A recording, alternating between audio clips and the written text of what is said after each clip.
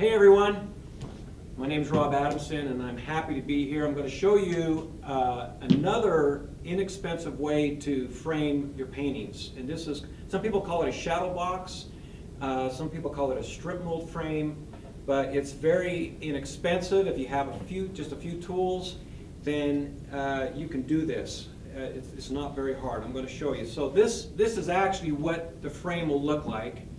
And this is a little painting, a little oil painting. You notice that it has, this is oak, it has an oak strip mold around it. You can buy this at any hardware store. It's at Home Depot sells it, Lowe's. It's not very much money. So that's it, and it looks like this, but it comes in longer lengths, and you can buy it a longer length. So you have some that are oak, and some that are poplar, maple. There's all kinds of different shades of colors and things. So this one's an oak frame, and you notice that it sets on the side. Now this inset right here, as you can see, it's basically this, a piece of pine with the edge spray painted black, but it still works, it's okay. And I'll show you how that is put together so that you have that nice inset. That's where they call it sort of the floating picture shadow box. And the back has a substrate. The substrate has got some wood attached to it. So if you start with a panel, here's a painting. It's just a masonite panel. So you need to get something built on the back of this so you can put this. You can't really do it this way. You got to build something on the back. So basically, you just get some straight pine wood. It's very cheap. And if you had a saw, you can saw these in like 1x1s or 1x2s. Sometimes at the hardware store you could buy them like this. It's just really simple. But you have to put what we call a cradle. This is a cradle, and you basically just get wood glue. I prefer Elmer's, and you glue a bead on there, and you have to be careful because that'll press out. I'm not going to touch it. And you put this on. Now I've already pre-cut these, and I'll show you how I pre-cut them in just a minute, and that's another. And then you can get these cool clamps. Now this is actually a good thing to invest in because I use these for all kinds of my artwork, framing, painting. I use these to clip things when I'm painting on my board. They're actually great. You can get these in different sizes, but these clamps are the best. And so you clamp this on until it sets up and dries.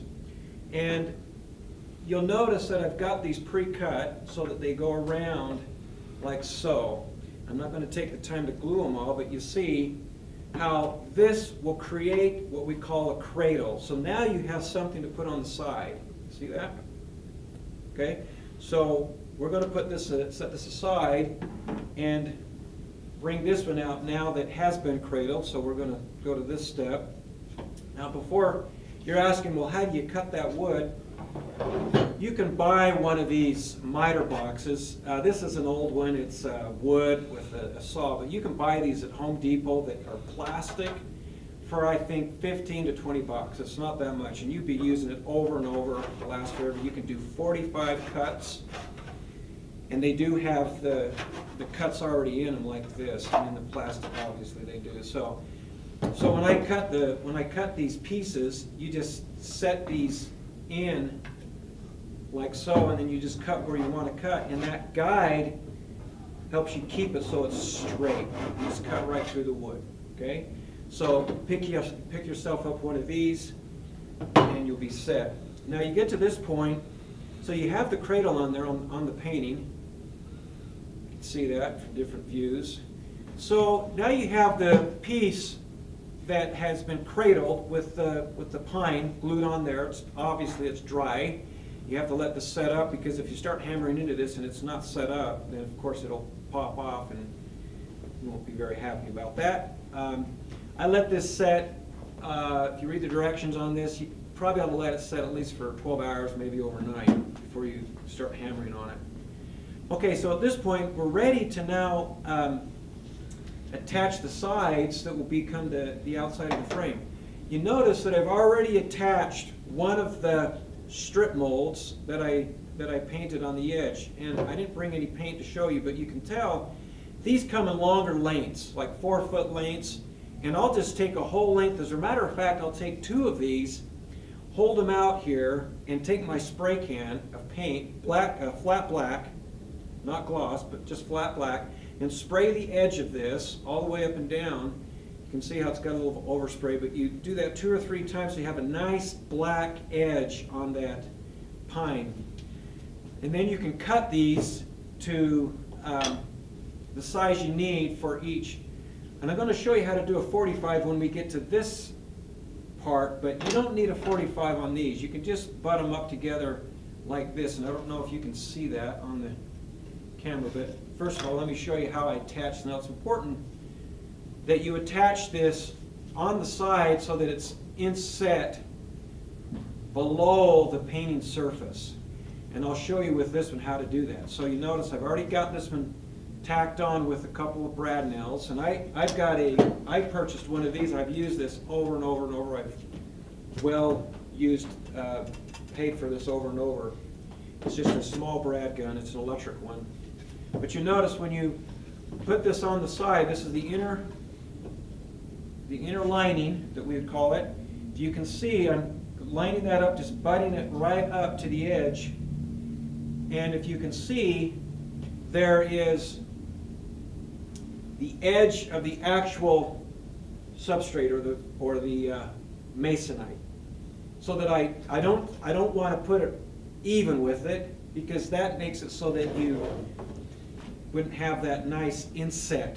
It looks like it's floating in there, but really it's just attached to the side at in below the surface of the masonite like that. And then I would go ahead and attach it with my nail gun, or if you don't have a nail gun, just get you a hammer and some small brad nails like this, and then just hammer it in. Because remember, once this is already done, you can hammer these in like so. So just a hammer and a couple of brad nails. Now I would go ahead and finish that with the other black until it completely goes around. Okay, so now you can see that we're hit there. And then it's ready for the cover, or the edge, which is the actual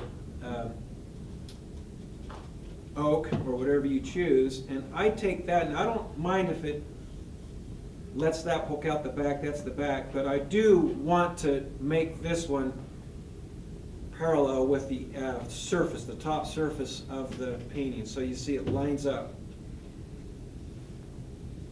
You don't want it down like this, you don't want it above, you want it so it's right lined up with the surface. And then you can go ahead, and once you've got that lined up, and this is already pre-cut, and I'll show you that in just a minute, then you can go ahead and tack that one. And this is a harder wood.